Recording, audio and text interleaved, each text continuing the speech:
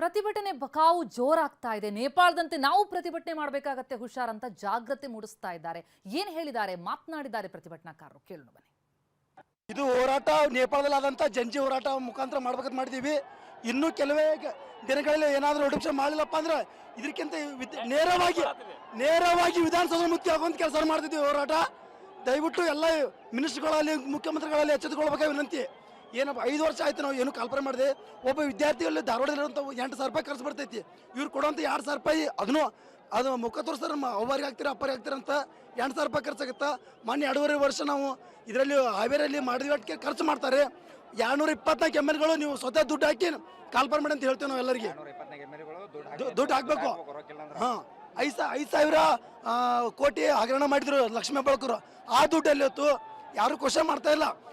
Opposite party ಆದಂತ ಎಷ್ಟು ದುಡ್ಡು ಹೋಗಿದೆ. ಅಪೋಸಿಟ್ ಪಾರ್ಟಿ ಆದಂತ ಬಿಜೆಪಿ ಪಕ್ಷ ಹೆಡ್ಲೈನ್ ಬರ್ತಿದೆ, ಬಿಜೆಪಿ ಬರೋದ್. ಇದು ಬಿಜೆಪಿ ಬರೋದ್ ಬಿಟ್ರೆ ಎಲ್ಲ ಜಂಜಿ ಪ್ರೊಟೆಸ್ಟ್ ಇದು. ಅದಕ್ಕಾಗಿ ಏನ್ ಹೇಳತ್ತಪ್ಪ ಅಂದ್ರೆ ನೇರವಾಗಿ ಹೇಳತ್ತೇವೆ. ಇನ್ನೂ ಕೆಲವೇ ದಿನಗಳು ನಿಮ್ಮ ಹೇಳಿಕೆಗೆ ನಮ್ಗೆ ಸಾಕಾಗಿ ಹೋಗಿದೆ. ಇನ್ನೂ ಕೆಲವೇ ದಿನಗಳು ಹೋರಾಟ ಮಾಡಿ ಅಂದ್ರೆ ವಿಧಾನಸೌಧ ಮುಕ್ತಿ ಆಗ್ತೇವೆ.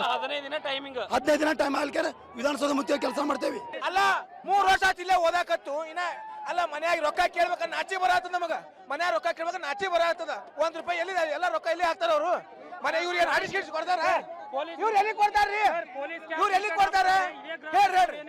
ಮನ್ಯಾಗ ಏಟ್ ಕೇಳ್ಬೇಕು ನಾವು, ಏಟ್ ಕೇಳ್ಬೇಕು. ಮನ್ಯಾಗ ಚಪ್ಪಲಿ ಬಿಡ್ತಾರ, ಮನ್ಯಾಗ ರೊಕ್ಕ ಕೇಳಾಕತ್ತ ಚಂದನ.